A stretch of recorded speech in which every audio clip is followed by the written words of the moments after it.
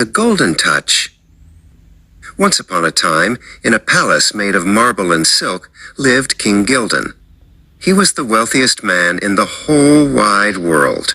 His treasure rooms were so full that the floors groaned under the weight of his jewels.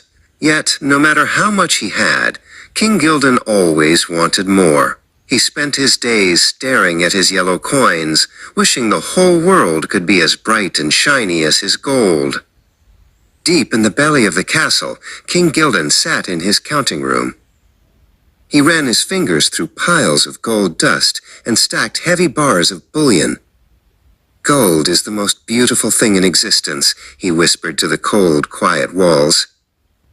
"If only I had the power to make everything I see into this wonderful treasure."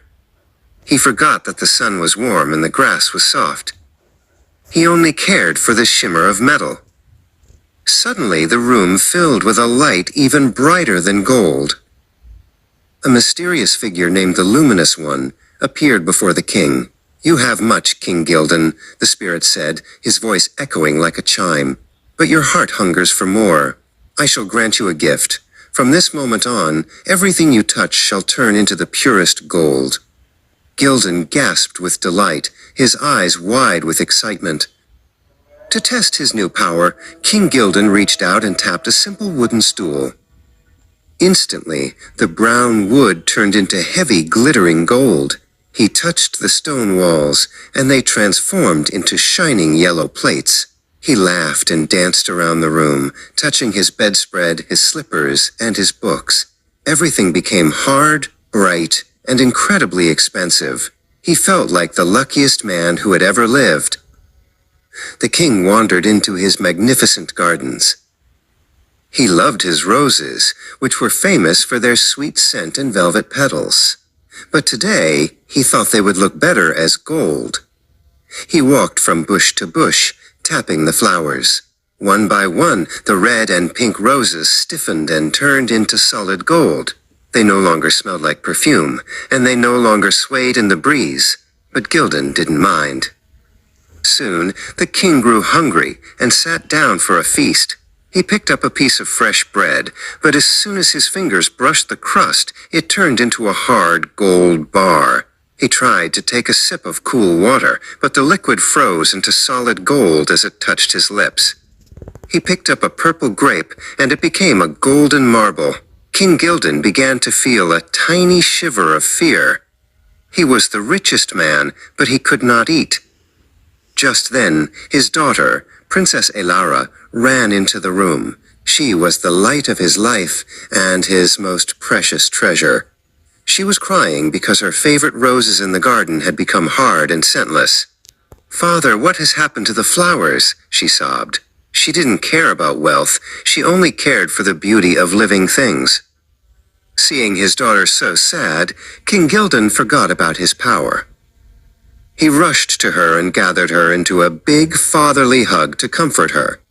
"Don't cry, my dear," he began to say. At the moment his arms wrapped around her, the princess went still. Her soft dress became heavy gold mesh, and her warm skin turned into a cold, metallic surface. King Gildan fell to his knees beside the golden statue of his daughter. He realized that all the gold in the world was worth nothing compared to her laughter and her warm hugs. He wept, but his tears turned into tiny golden beads as they fell onto his golden floor. He hated his gift now.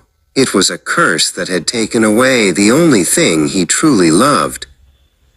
The Luminous One appeared once more in the center of the golden room. "Are you happy now, King Gildan?" the spirit asked. The king begged and pleaded, "Take it all back. I would give every coin and every golden wall just to have my daughter breathe again. I was foolish and greedy." The Luminous One nodded slowly. "You have learned what truly matters. Go to the river at the edge of your garden and wash your hands." Gildan ran to the river as fast as he could. He plunged his hands into the rushing water, and he saw the gold color wash away from his skin like yellow sand. He quickly filled a pitcher with the plain, clear river water and raced back to his daughter. He poured the water over the golden statue, and the color returned to her cheeks. She blinked, exhaled, and was alive once more. King Gildan hugged Alara again, and this time she stayed warm and soft. He ordered his servants to throw his gold into the river and spent the rest of his days enjoying the simple things, the scent of real roses, the taste of plain bread, and the joy of his daughter's company. He was no longer the richest man in gold, but he was the happiest man in the world, for he was finally free from greed.